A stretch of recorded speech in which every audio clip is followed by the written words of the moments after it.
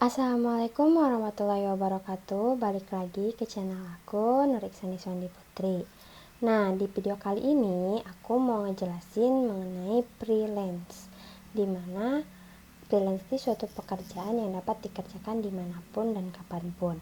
Nah, di sini tuh kita akan menjelaskan freelance karena saya akan merupakan suatu tugas dari mata kuliah Kapita Selekta. Nah, perkenalkan, nama saya Nur Iksani Sondi Putri dari kelas 3A D4 Teknik Informatika.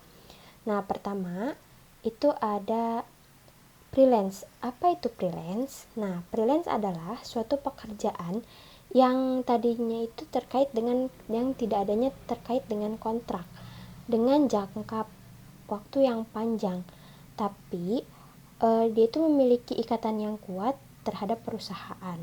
Nah, beberapa kontrak yang diberikan pada freelance itu ada berupa baris proyek, desain, waktu, pengerjaan, dan biaya yang akan dikenakan pada gaji atau biaya yang dikenakan pada freelancer.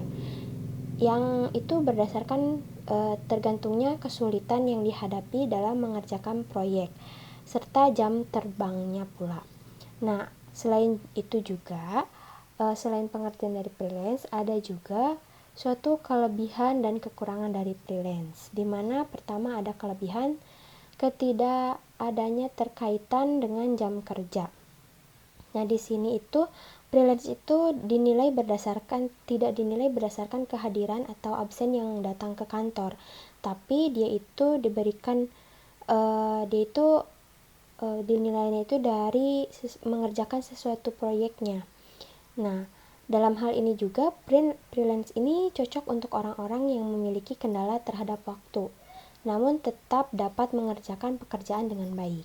Selanjutnya terdapat kebebasan mengenai tempat bekerja, di mana kebebasan ini dapat dibuat oleh orang-orang yang mengerjakan freelance ini bekerja dapat dilakukan dimanapun dan semaunya orang tersebut, tanpa kita itu harus hadir ke kantornya pada setiap waktu atau setiap saat.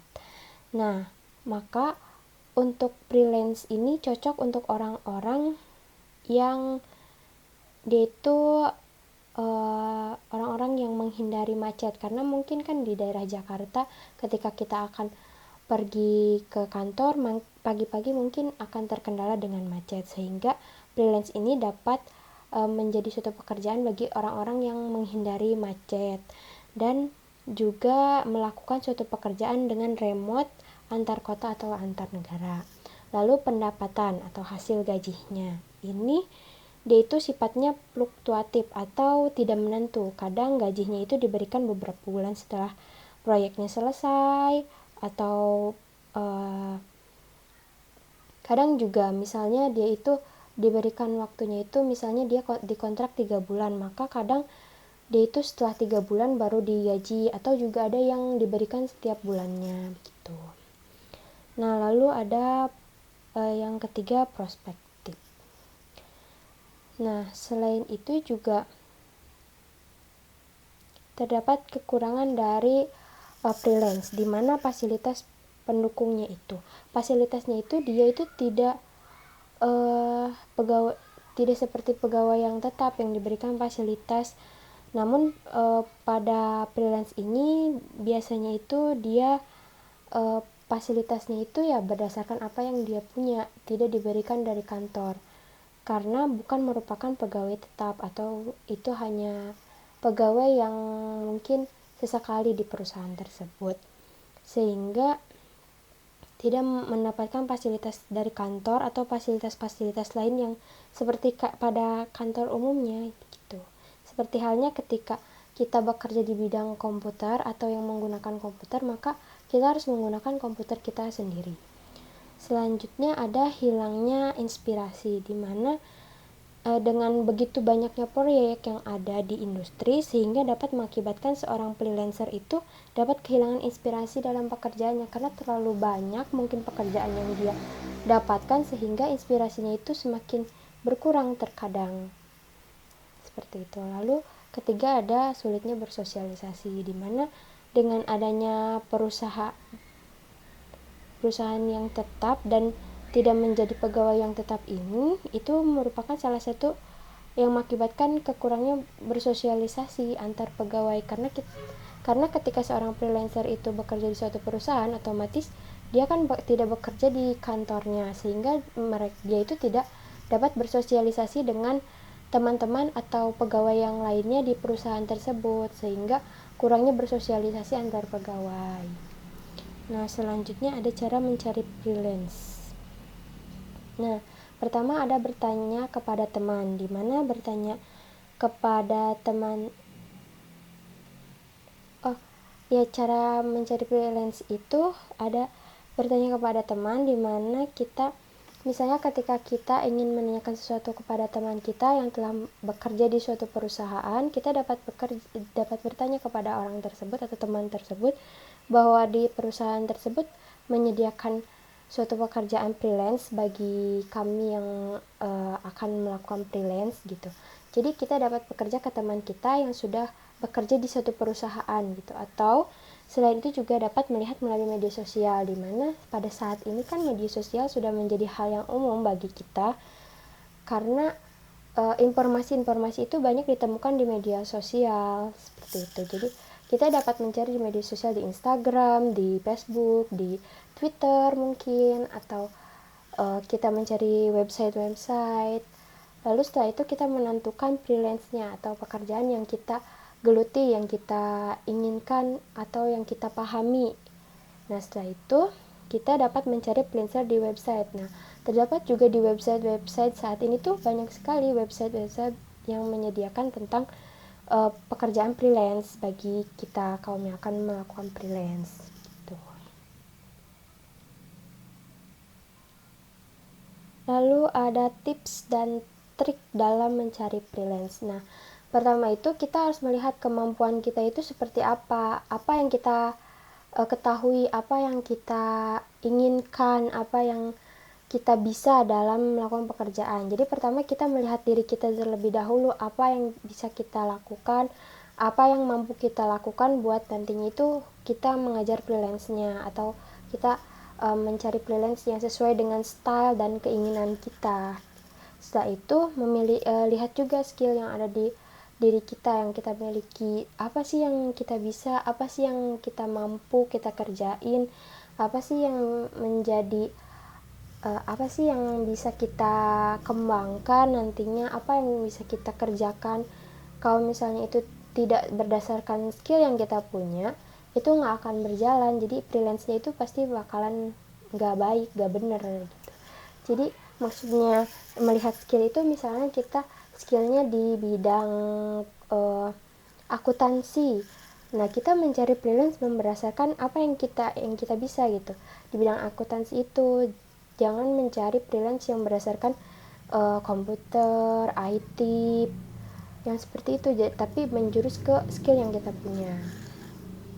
Lalu lihat website yang menyediakan freelance. Nah, kita itu melihat juga website gitu, mana aja yang menyediakan freelance untuk kita gitu, yang kita bisa.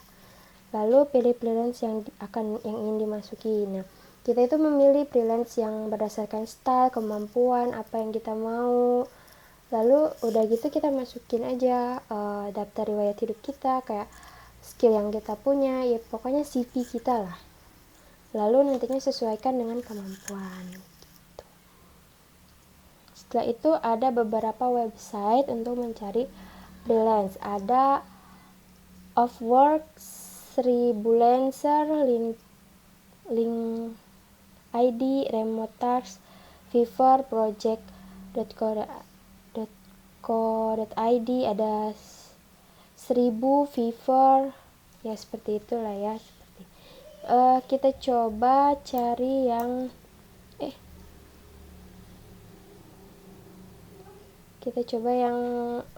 contohnya aja ya. Contohnya itu ada yang ini, coba kita cari. Nah, di sini adalah salah satu contoh websitenya ya. Jadi kita bisa lakukan login terlebih dahulu atau sign up, bikin dulu akun, lalu login gitu kan. Lalu selain itu ada Sribulan. Nah, ini Sribulan. Nah, Sribulan kita bisa cari-cari di sini ya. Lalu ada juga link.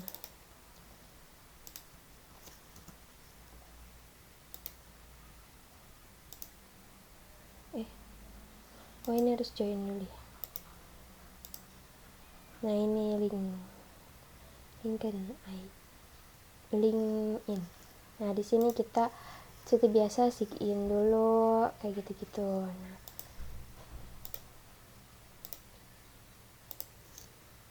Nah, ada beberapa banyak ya website-websitenya, tadi merupakan contoh aja yang bisa kita lihat. Lalu selanjutnya skill apa aja sih yang diperlukan dalam freelance gitu ya.